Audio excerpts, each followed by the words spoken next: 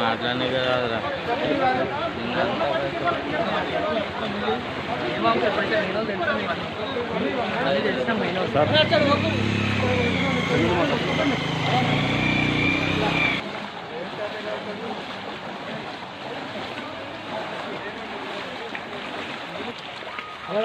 చూసి రాడ మాన్యువల్ ఉంది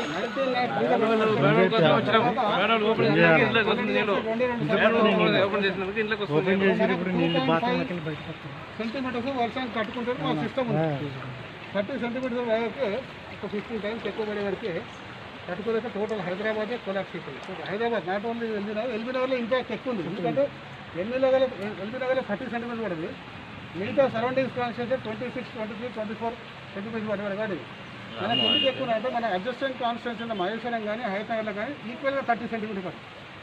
సో అక్కడ ఉన్న చెరువులన్నీ పెరిగిపోయి మన కాన్స్టిట్యూన్సీ వచ్చేస్తాయి. జిల్లాలు కూడా చెరువులు అయిపోయిందిగా.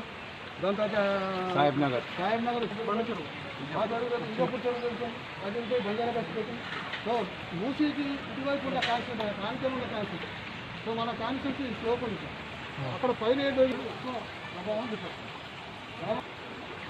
దాదాపు 100 ఖాళీ సింగల్ ఫ్లోర్ ఉన్నాడేమో వాడు ఖాళీ చేసేసి ఏం చేసినట్టు బతికి నేను బతుకుంటే సరిపోతాను బాబా, రాత్రి ఖాళీ చేసి నా బంధువులు ఉన్నది తను వెళ్ళిపోయింది. డబల్ ఫ్లోర్ ఉన్నాడు, కింద వదిలిపడికి పైన ఉన్నాడు. 2 రోజుల నుంచి నిన్న నడుస్తుందంటే మైండ్ 4 feet 5 feet డౌన్ అయిపోయింది. ఇప్పుడు మూవబుల్ ఉంది, కనీసం ఇట్లా నడవగలుగుతుంది.